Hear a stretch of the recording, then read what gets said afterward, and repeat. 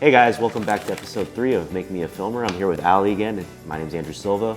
And today we're going to be learning about some new features that we can use, or new techniques that we can use to film with our iPhones. So Ali, what are we talking about today? Yeah, today we're talking about how to use the gimbal, which is really going to help stabilize your footage. So if you feel like you have shaky hands, it's really going to help smooth out that footage.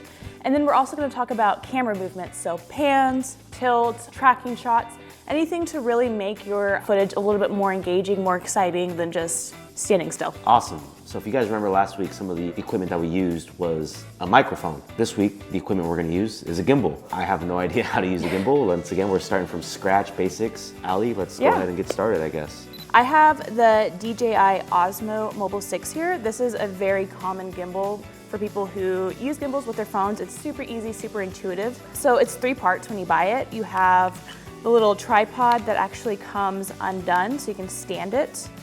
And this just screws into there, so do you want to do that? Yeah, sure. So like she said, we just screw this in here, I guess, and this will act like a stand that we can set on a countertop, a table, anything that would probably, it looks like, to stabilize our phone so that we can film ourselves like so. Yep. And then if you close it, it acts as an extra little handle to grip. Nice, yeah. This seems like up here it feels a little loosey-goosey, but definitely right here feels nice. Yep. So I have my phone. Now how do I attach it to this? So you're gonna put this on here. Okay. And that just It just grips around it. Okay. Yep. Make sure it's centered. Mine's a little messed up, so you might have to. I'm wondering if I should slide it in or if I just open it up. Just open it up, yeah. There you go. There you go. And you'll see that on the back of it, so if you flip it around, there's a little arrow right here. You're gonna line that up to, so yeah, flip this open. Yep. It's like a Rubik's Cube over here, guys. Is that right? Yeah, there you go. Yep, it's a little magnet, so you I was scared. I was like, it doesn't feel right. I feel like I'm breaking it. Yep, Okay, and just and attach so switch it, match the arrow to the arrow, perfect. Ah! Yep, there you go. Oh, this feels like I'm at a robotic shop. Yeah. Okay, so now we're attached. What's the next step? How do I get going with this thing? You just film. So it automatically goes to portrait. If you want to film landscape, just switch your phone over. So rotate literally? it. Yep, that's okay. it. Really, you're good to go. I don't use any of the other settings on this because I don't see the need for it. There's some cool stuff on here. You can actually connect it to Bluetooth, so there is a record button if it is Bluetooth connected. You can just press the record button so you're not touching it on your phone. I don't do that just because I'm in the habit of just recording on my phone, but. Yeah, so there are several buttons here. This is the button she's referring to, so we can connect this via Bluetooth. Looks like, I don't know if this is the charging port. Yep. This is the charging port? Yep. Okay. So if we do connect it Bluetooth, which we probably won't do today just because it's hers and I don't want to go through that hassle, that would be a good feature to have just in case. I mean, it'd be easy, boom, we're recording. So what do these other buttons do here? I'm assuming this is our power button up top. So that's different modes. So why don't you just press it? Okay, let's find out. So I pressed it, I'm not really sure. me The see. light changed here. So we have this button here on the bottom. That looks like it does something. Yeah, so that actually does rotate the phone. So if you double click it. Okay, so I'm gonna double click this button on the bottom. We'll see what There you happens. go. And there we go. Now then we can go back to a portrait. Very cool. There we go. And I'm assuming this controls the angle of it, so I can keep it very smooth looking actually, as opposed to how I normally film, which is very shaky. So yeah, those really go hand in hand. So maybe if you're doing a tilt up, which we're gonna go over and how to do all these camera movements, but maybe you're doing a tilt up. As you're tilting up, you may want to pan the camera with the Osmo, so you would use that joystick to control the camera. Awesome. So you're focused on what you're filming. So as she said, this is really good for getting motion. It looks like as I'm doing this, as we can see, it's staying in place and it's keeping that, well, hopefully, I mean, I don't know, I'm not filming anything right now, but when I am filming, it'll keep a somewhat even flow of, I guess, of our video, as opposed to me doing it by hand, which might be way worse. I guess let's try to film something. Yeah, let's do it. So now we have our gimbal set up, so now let's talk about some basic camera movements that we can use with our gimbal to achieve some really cool shots. So what are some, Ali? The first one we're gonna talk about is a pan. So that is left to right or right to left. And all you're gonna do is, we have the gimbal. Okay, so I have the gimbal. Yep, and really you're just moving at your waist. Not too much movement, very slow, left to right. Like that. Yep, or right to left. Let's do a video of that just to see what that looks like. And that's left to or right to left, I guess, okay? Yep. So that's a simple pan. That seems basic enough, just getting a nice action shot of something. Another one is a tilt, so that is up to down or down to up. Okay, so Yep. coming like this? Yep. So I'm curious though, as I'm looking at this, do I want the camera to go like this, or is it just keeping it like this? So it really depends what you're filming. You can always use the joystick and angle it up just a little bit. Yeah, that way you have like, I see. yeah, I usually angle it up just a tad bit. Up like this? Yeah, and that way I'm getting a better scope of what So I'm filming. let's see what that looks like. So I'm gonna hit record, and we're just gonna come down like that. Yeah, perfect.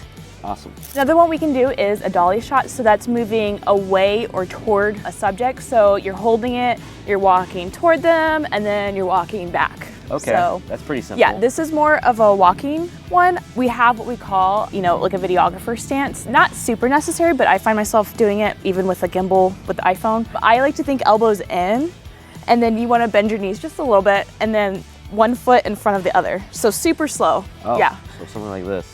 Yeah, you don't have to think about it too much, Okay. but you get more stability if you're walking slow like this rather than, back arched and it's a little bit more shaky. Okay. Yeah, give yourself more support. I think the point is to try to keep the gimbal centered and because that's something that does move, but obviously the camera doesn't move as very. Yeah. Let's try that. So I'm just gonna try to keep this.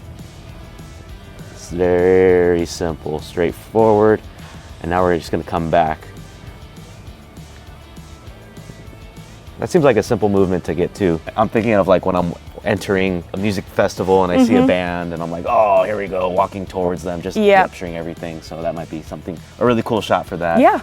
My mind's always on music, guys, I'm sorry. It's the best thing to film in my opinion. Yeah, but. yeah, so sorry. But maybe this will be awesome to also do at the beginning of a conference. You can capture the outside of a convention center, or even at the beginning of a meeting or something. Maybe you're a speaker, capturing a really cool product. Just getting that nice action shot of something will really help make your videos look way more awesome. So anyways, so far we have the pan, the tilt, and the dolly walk, I guess. Okay. Dolly shot, yeah. Dolly shot. Yeah. Another one that we can talk about is a tracking shot or a follow shot. So this is if your subject is moving. So maybe you're filming a band on stage and the singer's, going crazy on stage. You would have your camera, put them in the in frame, and you're just following them left to right or up and down. Okay, so that's just like you're call tracking. that a tracking shot. Yeah. That makes sense. You're just following the subject across stage. Okay, that one's pretty safe. Yeah. As well.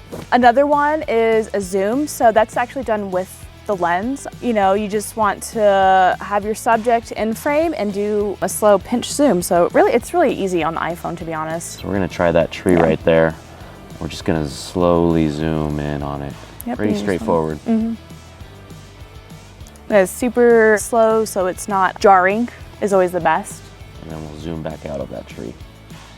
Very simple stuff. Last one is really cool. So it's a crane shot. That is usually done with a crane, but I figured since we have the Osmo and it has a selfie stick, we could try it out. So really it's just a high up angle. So if you want to utilize this, I would angle for this one, use the joystick to angle the camera down more. Okay, so now we're angled down. Yeah, and then you can get a... So then I want to hit record so we can see what this kind of looks like. I'm just gonna reach up high as I can. Yeah. And you can do some movement, really show like what's in I'm the trying backyard. to get, I guess, this. You can get this way too. There we go. So hopefully that's a cool shot of a pool stand that we can use. That one actually seems pretty cool. I've never actually done that before, just throwing my phone up in the air, like trying to get a cool shot like that. So that might be good to capture the environment or something like that. The area that you're filming in, the conference center, whatever event that you guys are hosting might be a cool shot to get something like that. Yeah, absolutely. Sweet. So far what we got today, we have the pan shot, the tilt shot, the dolly walk, zoom and zoom out, and then also the crane shot. And then tracking and following. Oh, and tracking and following, of course, those are basics. Yep. These are all very awesome shots that we can use and very awesome filming techniques that we can use to help capture some great content. So looking at the gimbal, how much does it cost? Yeah, it's anywhere from 70 to about 140. I think this one was 140, but there's so many different brands and options that you can choose from. They're super affordable and they're such a great tool to have in your tool bag. Yes, definitely if you're out and about filming, this seems like a tool that you need to just get stabilized shots and help you get some really cool shots using different techniques like that crane technique, that seems like it'd be really cool to get, just to film a different view, a different angle of things, and that people don't normally get to see. So I would definitely recommend getting this. It's, like I said, if you're out and about filming a lot, this seems to be the way to go. It's really compact too. Really compact, so you can pack it anywhere. All right guys, thanks for watching our video. Make sure to like, comment, and subscribe, and also follow us on Instagram at lucyhub.ai.